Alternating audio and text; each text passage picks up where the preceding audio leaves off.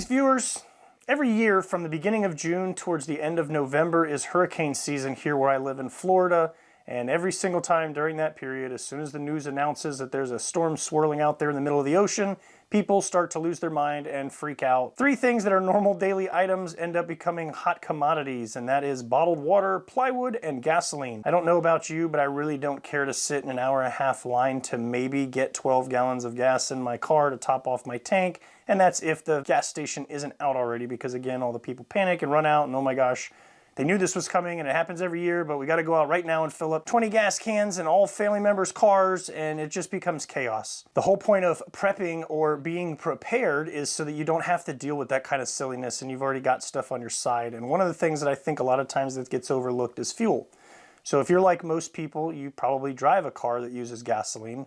And if you're like some other prepared individuals, you probably have a generator for powering things in your house, so you make sure you don't lose a lot of food, and so you can at least be maybe a little bit comfortable, have some running water. And typically those generators run on gasoline. So definitely my recommendation to you would be to get your hands on some gas cans and fill them with gas. Now, so I'm not telling you to stop what you're doing and run to the store and go buy 20 gas cans and then go to the gas station and fill them up. If you have the money and the storage space to be able to do that sort of thing, then hey, don't let me stop you. However, I've got some advice that may be a little bit more realistic and kind of down to earth for the average everyday individual without having to go overboard crazy. So kind of like I recommended when it came to foodstuffs, when it comes to fuel, and this is the way that I did it, and so this worked for me over the course of time, so I'm just going to kind of share my knowledge with you. Maybe you'll find it useful, maybe you won't, maybe you've already got your own system in place. So let's just say you have no gasoline on standby and you think that, hey, that's a good idea, that's something I need to do, but I don't really have the money to, again, stock up in mass quantities right now. Well, let's try this. How about next time you get paid, skip a couple Starbucks lattes and go to the store and buy a gas can. Put it in your car. Don't do anything with it. Just let it sit there. Then the next time you go to the gas station and you're going to fill up your car, pull the gas can out, fill it up with 5 gallons of gasoline, take it home, put some fuel stabilizer in it, and just let it sit. Next time payday rolls around again, if you feel so inclined, buy another gas can. Do the same thing. Next time you stop and fill up your car, you don't have to make an extra trip. Just while you go to the gas station, pull a can out, top it off with 5 gallons, go home, fuel stabilizer, stash it. Now you've got 2 gas cans. And maybe you can do 2 at a time, 3 at a time, whatever works best for you, again, in your budget. Some people don't have the storage space for multiple cans. Maybe you can only keep 1 or 2. So whatever you're able to do in your specific situation. So unfortunately, gasoline is not a super shelf stable product. It's not like MREs or some freeze-dried food. You're gonna get 30 years out of it. Most fuel stabilizers will help keep your gasoline around for about a year, but the good news is if you are driving a vehicle that uses gasoline, you have some readily available. And the easiest thing to do, and what I do, is I will take the cans that I have, and again, let's say you started with 1, and you did 1 at a time, or you did 2 at a time, or 3 at a time, whatever that amount and quantity is, again, that applies to you.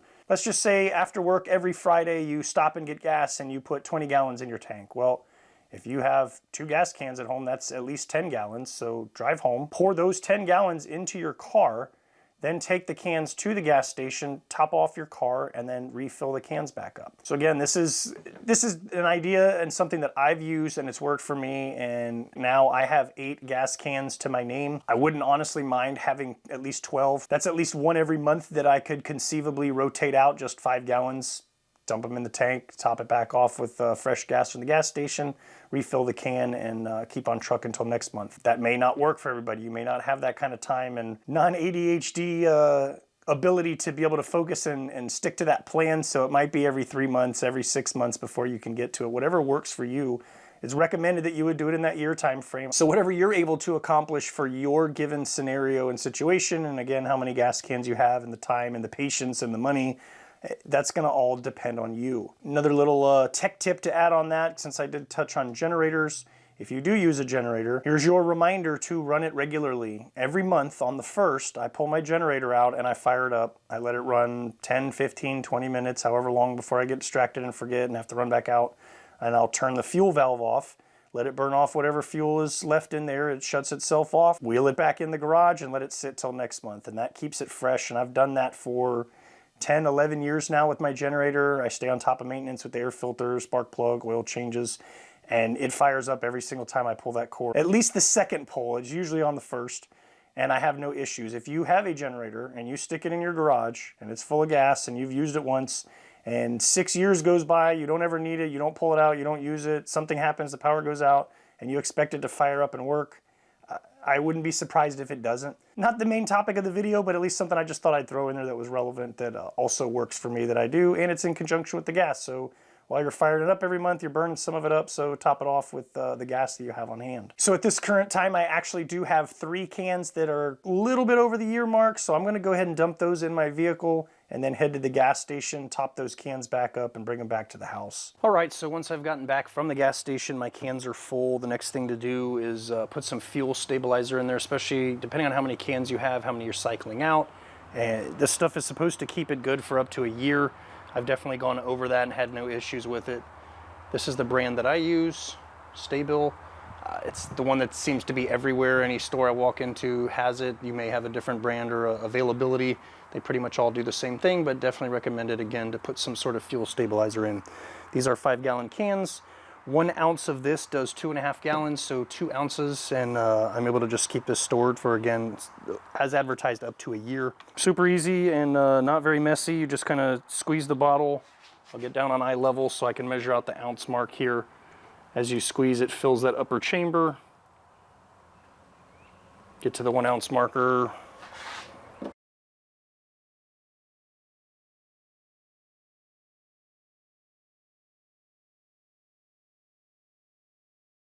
All right, so I've got 2 ounces in this first one, so that one's done. Then what I like to do is I have painter's tape on the outside of the cans, so when I rotate them out, I know what date I did it. So I just cross out the last date and write down today's date. So then once I'm done with that, then I just move on to the rest of the cans doing the same thing, store those.